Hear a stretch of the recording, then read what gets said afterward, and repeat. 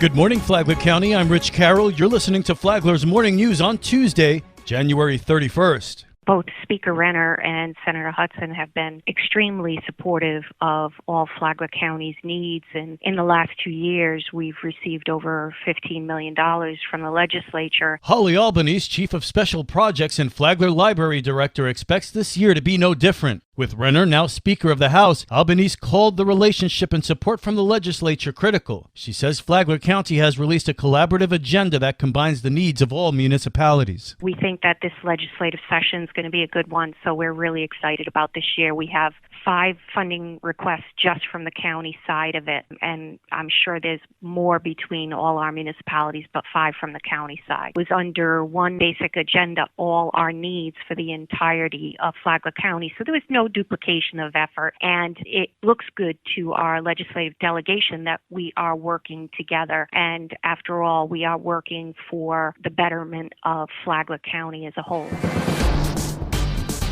This local news is a service of Flagler County's Toyota dealer, Beaver Toyota, US 1 St. Augustine, here to wow you.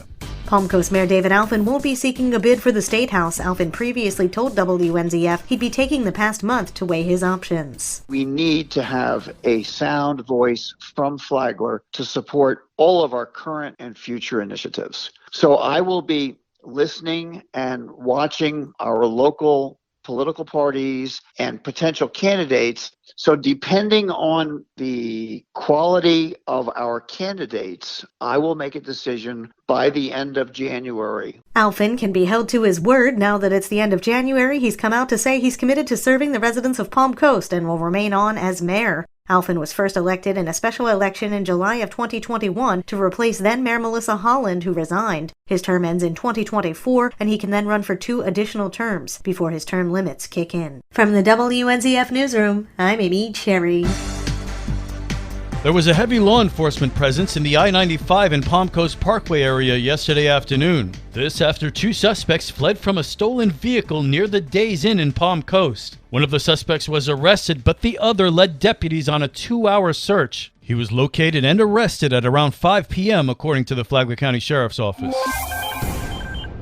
Today is the deadline to get in-person assistance for federal aid from Hurricanes Ian and Nicole. Small Business Administration Public Affairs Specialist Brian Beard says the Information Center at the Flagler County Fairgrounds will close after tonight. It's not the last day for assistance, but if you want to go locally to the Flagler County Fairgrounds and talk to someone in person from either FEMA or the SBA and either find out the status of your registration with FEMA or your loan application with the SBA, you need to do that today between 9 and 6 from Hurricanes Ian or Nicole. If you had damage to your home or business and you want to seek federal assistance, FEMA can make sure your home is safe and secure. SBA offers low interest long-term loans to cover any damage that's not covered by insurance or another source. SBA loans are granted to both homeowners and businesses. Normally, the SBA works with local banks to guarantee loans for small businesses, but our Office of Disaster Assistance gets money straight from the U.S. Treasury, so this is money coming from the U.S. government.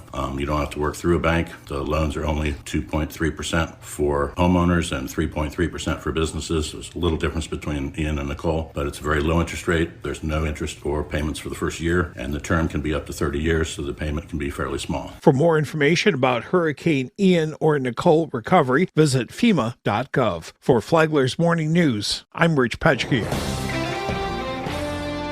A special election is happening in Beverly Beach and only vote by mail is permitted. The town of Beverly Beach will hold a mail ballot charter amendment election on March 7. Flagler Supervisor of Elections, Katie Lenhart. So we've sent out 495 ballots to every registered voter within the town limits in Beverly Beach. This is happening because all of their candidates were unopposed this year, and they still wanted to have an election for their charter amendments. And in the statute, you can have this ballot mailed to everybody in the town. Every registered voter in Beverly Beach will receive a ballot by mail this week. There will be no in-person voting for this election. Voters may return their voted ballot by mail or return it directly to the Supervisor of Elections office in Bunnell during office hours, Monday through Friday from 8:30 to 4:30. A secure ballot drop box is being monitored and available during office hours. For Flagler's Morning News, I'm Karen Johnson.